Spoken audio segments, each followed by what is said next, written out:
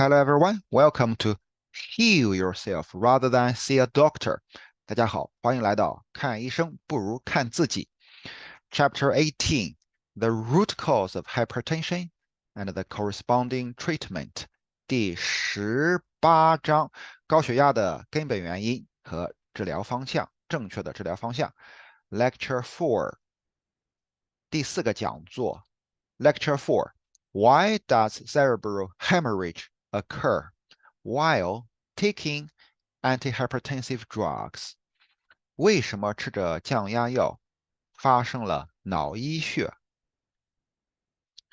People die because of long-term overwork, which is called death from overwork.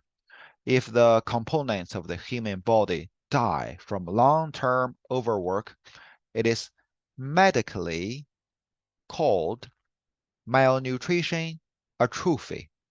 人因为长期劳累而死，被称为过劳死。如果是人体的成分长期劳累致死，医学上称为营养不良性萎缩。Under the action of antihypertensive drugs, the long-term passive expansion of blood vessels will cause some components in the blood vessels, especially the smooth muscles in the blood vessels, to atrophy and degeneration of blood vessels wall, of blood vessel walls, making the blood vessel walls less and less tough and more brittle, resulting in blood vessels can easily rupture and bleed.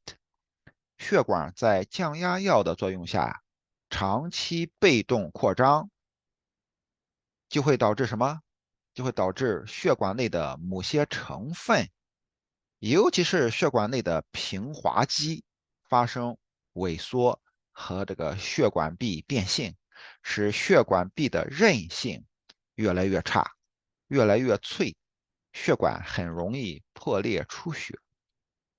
Therefore, taking antihypertensive drugs cannot solve the problem of high blood pressure, even if you insist on taking antihypertensive drugs every day to keep blood pressure at a normal level. But because the condition of the blood vessel wall is getting worse and worse, these people may suffer from other severe disease, still because of high blood pressure in the end. 所以呢，吃降压药并不能解决高血压的问题。即使每天坚持服用降压药，把血压稳定在正常水平，但由于血管壁的状况越来越差，最后这些人出事还可能是在高血压。You can go to the neurosurgery department of the hospital to understand the reason why some patients are taking antihypertensive drugs while suffering from cerebral hemorrhage. 你可以去医院的神经外科看一看，有多少人都是吃着降压药，还发生了脑溢血，原因就在于此。Okay, so that's all for today. See you in the next lecture.